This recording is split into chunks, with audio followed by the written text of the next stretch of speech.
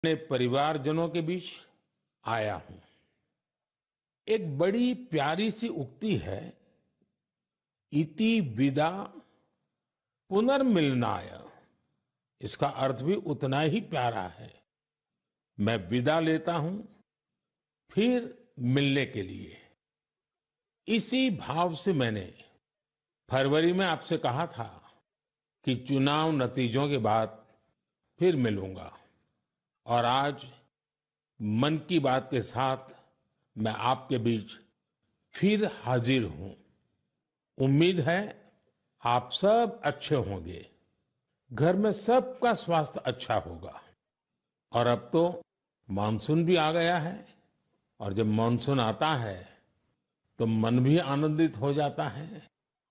आज से फिर एक बार हम मन की बात में ऐसे देशवासियों की चर्चा करेंगे जो अपने कामों से समाज में, देश में बदलाव ला रहे हैं। हम चर्चा करेंगे हमारी समृद्ध संस्कृति की, गौरवशाली इतिहास की और विकसित भारत के प्रयास की। साथियों, फरवरी से लेकर अब तक जब भी महीने का आखिरी रविवार आने को होता था, तब मुझे आपसे इस संवाद की बहुत कमी महसूस होती थी। लेकिन मुझे ये देखकर बहुत अच्छा भी लगा कि इन महीनों में आप लोगों ने मुझे लाखों संदेश भेजे। मन की बात रेडियो प्रोग्राम भले ही कुछ महीने बंद रहा हो, लेकिन मन की बात का जो स्पिरिट है, देश में, समाज में हर दिन अच्छे काम, निस्वार्थ भावना से किए गए काम, समाज पर पॉजिटिव असर डालने वाले काम निरंतर चलते रहे। चुनाव की खबरों के बीच निश्चित रूप से मन को छू जाने वाली ऐसी खबरों पर आपका ध्यान गया होगा। साथियों, मैं आज देशवासियों को धन्यवाद भी करता हूं कि उन्होंने हमारे संविधान और देश की लोकतांत्रिक व्यवस्थाओं पर अपना अटूट विश्वास दोहराया है। 24 का चुनाव दुनिया का सबसे बड़ा चुनाव था। दुनिया के किसी भी देश में इतना बड़ा चुनाव कभी नहीं हुआ, जिसमें 65 करोड़ लोगों ने वोट डाले हैं। मैं चुनाव आयोग और मतदान की प्रक्रिया से जुड़े हर व्यक्ति को इसके लिए बधाई देता हूं। मेरे प्यारे देशवासियों, आज 30 जून का यह दिन बहुत ही महत्वपूर्ण है। इस दिन को हमारे आदिवासी भाई बहन हूल दिवस के रूप में मनाते हैं। यह दिन वीर सिद्धो कान्हू के अदम्य साहस से जुड़ा है, जिन्होंने विदेशी शासकों के अत्याचार का पुरजोर विरोध किया था। वीर सिद्धो कान्हू ने हजारों संथाली साथियों को एकजुट करके अंग्रेजों का जी जान से मुकाबला किया। और जानते हैं ये कब हुआ था? ये हुआ था 1855 में। यानी ये 1857 में भारत के प्रथम स्वतंत्रता संग्राम से भी 2 साल पहले हुआ था। तब झारखंड के संथाल परगना में हमारे आदिवासी भाई बहनों ने विदेशी शासकों के खिलाफ हथियार उठा लिया था। हमारे संथाली भाई बहनों पर अंग्रेजों ने बहुत सारे अत्याचार किए थे। उन पर कई तरह के प्रतिबंध भी लगा दिए थे। इस संघर्ष में अद्भुत वीरता दिखाते हुए वीर सिद्धो और कान्हू शहीद हो गए। झारखंड की भूमि के इन अमर सपूतों का बलिदान आज भी देशवासियों को प्रेरित करता है। आइए सुनते हैं संथाली भाषा में इन्हें समर्पित एक गीत का अंश।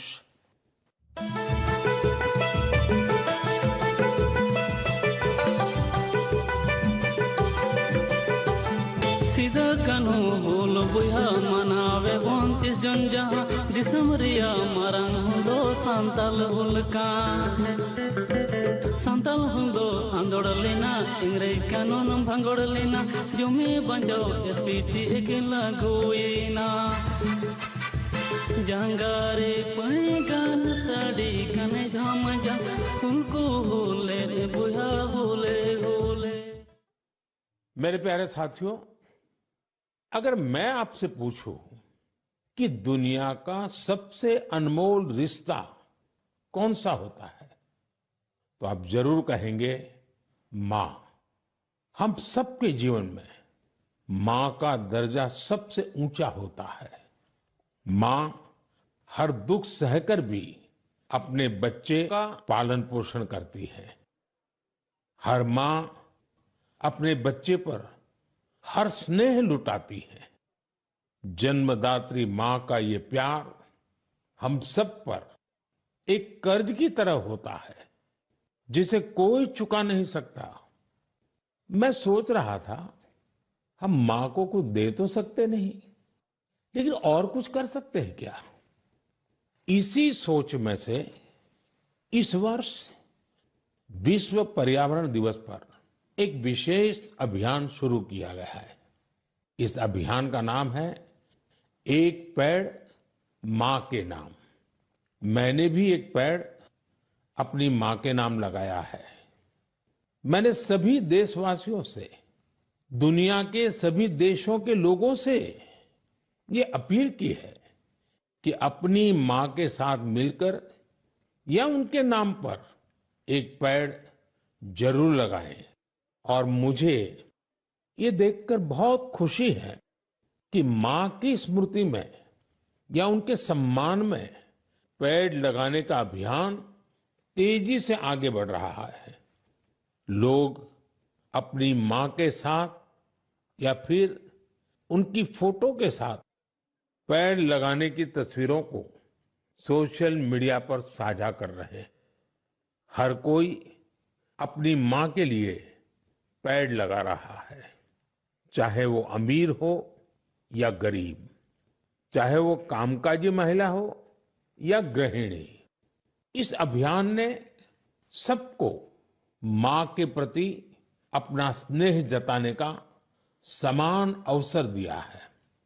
वो अपनी तस्वीरों को हैशटैग प्लांट फॉर मदर और हैशटैग एक पेड़ मां के नाम, इसके साथ साझा करके दूसरों को प्रेरित कर रहे हैं। साथियों, इस अभियान का एक और लाभ होगा।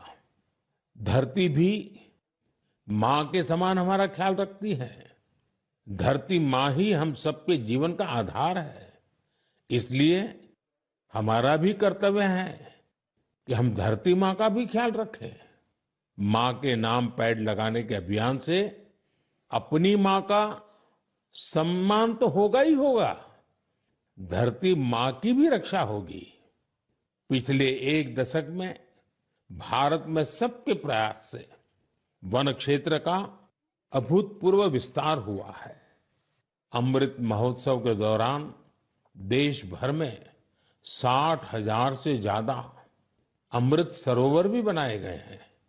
अब हमें ऐसे ही मां के नाम पर पेड़ लगाने के अभियान को गति देनी है। मेरे प्यारे देशवासियों, देश के अलग अलग हिस्सों में मानसून तेजी से अपना रंग बिखेर रहा है और बारिश के इस मौसम में सबके घर में जिस चीज की खोज शुरू हो गई है वो है छाता। मन की बात में आज मैं आपको एक खास तरह के छातों के बारे में बताना चाहता हूं। ये छाते तैयार होते हैं हमारे केरला में। वैसे तो केरला की संस्कृति में छातों का विशेष महत्व है। छाते वहां कई परंपराओं और विधि विधान का अहम हिस्सा होते हैं। लेकिन मैं जिस छाते की बात कर रहा हूं वो है कार्थुम्बी छाते, और इन्हें तैयार किया जाता है केरला के अट्टापडी में ये रंग बिरंगे छाते बहुत शानदार होते हैं और खासियत ये कि इन छातों को केरला की हमारी आदिवासी बहनें तैयार करती हैं। आज देश भर में इन छातों की मांग बढ़ रही है। इनकी ऑनलाइन बिक्री भी हो रही है।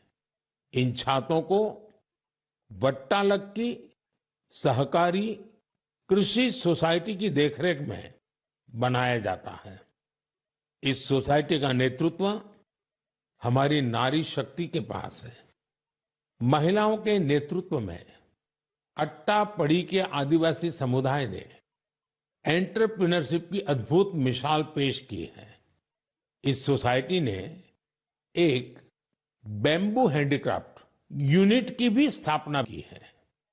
अब ये लोग एक रिटेल आउटलेट और एक पारंपरिक कैफे खोलने की भी तैयारी में है।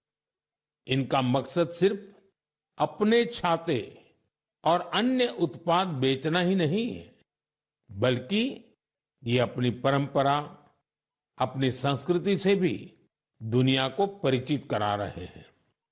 आज कार्थुम्बी छाते केरला के एक छोटे से गांव से लेकर मल्टीनेशनल कंपनियों तक का सफर पूरा कर रहे हैं।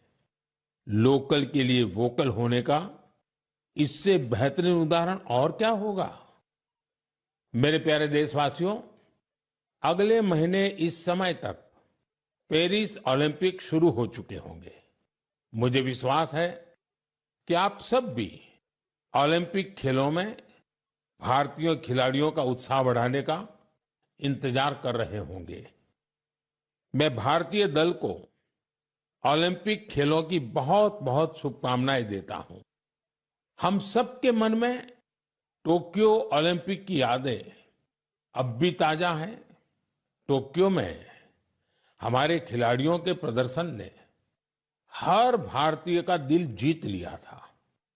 टोक्यो ओलंपिक के बाद से ही हमारे एथलीट्स पेरिस ओलंपिक की तैयारियों में जी जान से जुटे हुए थे। सभी खिलाड़ियों को मिला दे तो इन सब ने करीब 900 इंटरनेशनल कंपटीशन में हिस्सा लिया है। ये काफी बड़ी संख्या है। साथियों, पेरिस ओलंपिक में आपको कुछ चीजें पहली बार देखने को मिलेगी। शूटिंग में हमारे खिलाड़ियों की प्रतिभा निखरकर सामने आ रही है। टेबल टेनिस में मैन और विमेन दोनों टीमें क्वालिफाई कर चुकी हैं। भारतीय शॉटगन टीम में हमारी शूटर बेटियां भी शामिल है। इस बार कुश्ती और घुड़सवारी में हमारे दल के खिलाड़ी उन कैटेगरीज में भी compete करेंगे जिनमें पहले वे कभी शामिल नहीं रहे। इससे आप ये अनुमान लगा सकते हैं कि इस बार हमें खेलों में अलग लेवल का रोमांच नजर आएगा। आपको ध्यान होगा, कुछ महीने पहले वर्ल्ड पारा एथलेटिक्स चैंपियनशिप में हमारी बेस्ट परफॉर्मेंस रही है। वहीं चेस और बैडमिंटन में भी हमारे खिलाड़ियों ने परचम लहराया है। अब पूरा देश ये उम्मीद कर रहा है कि हमारे खिलाड़ी ओलंपिक्स में भी बेहतरीन प्रदर्शन करेंगे। इन खेलों में मेडल्स भी जीतेंगे और देशवासियों का दिल भी जीतेंगे। आने वाले दिनों में मुझे भारतीय दल से मुलाकात का अवसर भी मिलने वाला है। मैं आपकी तरफ से उनका उत्साहवर्धन करूंगा। और हाँ, इस बार हमारा हैशटैग चीयर फॉर भारत है। इस हैशटैग के जरिए हमें अपने खिलाड़ियों को चीयर करना है, उनका उत्साह बढ़ाते रहना है। तो मोमेंटम को बनाए रखिए। आपका ये मोमेंटम भारत का मैजिक दुनिया को दिखाने में मदद करेगा। मेरे प्यारे देशवासियों, मैं आप सभी के लिए एक छोटी सी ऑडियो क्लिप प्ले कर रहा हूं। रेडियो क्वेट एफएम 93.3 से हिंदी शो नमस्ते कुवैत।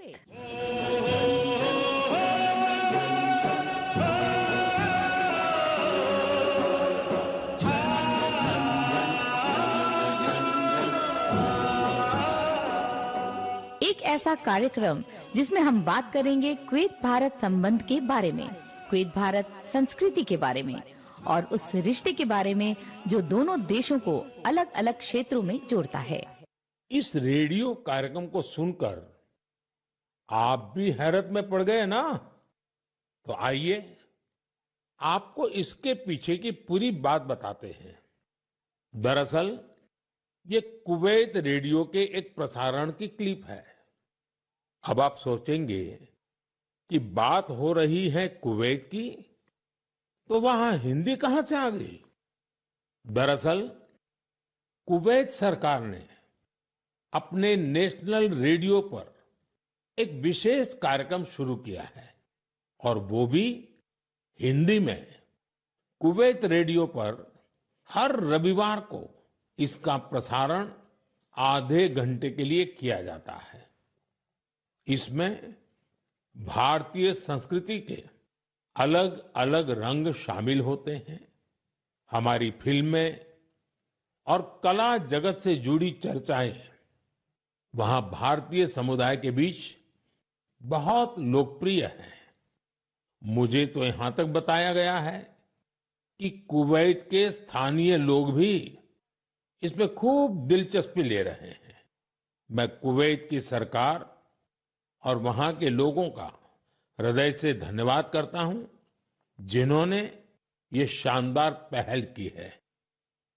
साथियों, आज दुनिया भर में हमारी संस्कृति का जिस तरह गौरवगान हो रहा है, उससे किस भारतीय को खुशी नहीं होगी? अब जैसे तुर्कमेनिस्तान में इस साल मई में वहां के राष्ट्रीय कवि की 300वीं जन्म जयंती मनाई गई। इस अवसर पर तुर्कमेनिस्तान के राष्ट्रपति ने दुनिया के 24 प्रसिद्ध कवियों की प्रतिमाओं का अनावरण किया। इनमें से एक प्रतिमा गुरुदेव रविंद्रनाथ टैगोर जी की भी है। ये गुरुदेव का सम्मान है, भारत का सम्मान है। इसी तरह जून के महीने में 2 कैरेबियाई देश सूरीनाम और सेंट विंसेंट एंड द ग्रेनाडिस ने अपने इंडियन हेरिटेज को पूरे जोश और उत्साह के साथ सेलिब्रेट किया। सूरीनाम में हिंदुस्तानी समुदाय हर साल 5 जून को इंडियन अराइवल डे और प्रवासी दिन के रूप में मनाता है। यहां तो हिंदी के साथ ही भोजपुरी भी खूब बोली जाती है।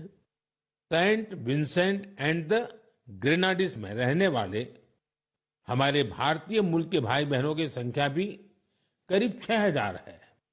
उन सबको अपनी विरासत पर बहुत गर्व है। 1 जून को इन सब ने इंडियन अराइवल डे को जिस धूमधाम से मनाया, उससे उनकी ये भावना साफ झलकती है। दुनिया भर में भारतीय विरासत और संस्कृति का जब ऐसा विस्तार दिखता है, तो हर भारतीय को गर्व होता है। साथियों, इस महीने पूरी दुनिया ने 10वें योग दिवस को भरपूर उत्साह और उमंग के साथ मनाया है। मैं भी जम्मू कश्मीर के श्रीनगर में आयोजित योग कार्यक्रम में शामिल हुआ था। कश्मीर में युवाओं के साथ साथ बहनों बेटियों ने भी योग दिवस में बढ़ चढ़ करके हिस्सा लिया। जैसे जैसे योग दिवस का आयोजन आगे बढ़ रहा है, नए नए रिकॉर्ड्स बन रहे हैं।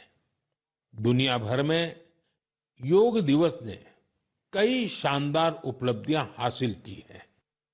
सऊदी अरब में पहली बार एक महिला अल हनौफ साद जी ने कॉमन योगा प्रोटोकॉल को लीड किया। ये पहली बार है जब किसी सऊदी महिला ने किसी मेन योगा सेशन को इंस्ट्रक्ट किया हो।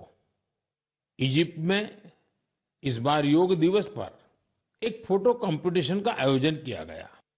नील नदी के किनारे, रेड सी के बीचेज पर और पिरामिडों के सामने योग करते लाखों लोगों की तस्वीरें बहुत लोकप्रिय हुई। अपने मार्बल बुद्धा स्टैचू के लिए प्रसिद्ध म्यांमार का मारा विजया पैगोडा कॉम्प्लेक्स दुनिया में मशहूर है। यहां भी 21 जून को शानदार योगा सेशन का आयोजन हुआ। बहरीन में दिव्यांग बच्चों के लिए एक स्पेशल कैंप का आयोजन किया गया। श्रीलंका में यूनेस्को हेरिटेज साइट के लिए मशहूर गोल्फ फोर्ट में एक यादगार योगा सेशन हुआ। अमेरिका के न्यूयॉर्क में ऑब्जर्वेशन डेक पर भी लोगों ने योग किया। मार्शल आइलैंड पर भी पहली बार बड़े स्तर पर हुए योग के कार्यक्रम में यहां के राष्ट्रपति जी ने भी हिस्सा लिया। भूटान के थिम्पू में भी एक बड़ा योग दिवस का कार्यक्रम हुआ, जिसमें मेरे मित्र प्रधानमंत्री टोबगे भी शामिल हुए। यानी दुनिया के कोने कोने में योग करते लोगों के विहंगम दृश्य हम सब ने देखे। मैं योग दिवस में हिस्सा लेने वाले सभी साथियों का हृदय से आभार व्यक्त करता हूं। मेरा आपसे एक पुराना आग्रह भी रहा है। हमें योग को केवल एक दिन का अभ्यास नहीं बनाना है। आप नियमित रूप से योग करें।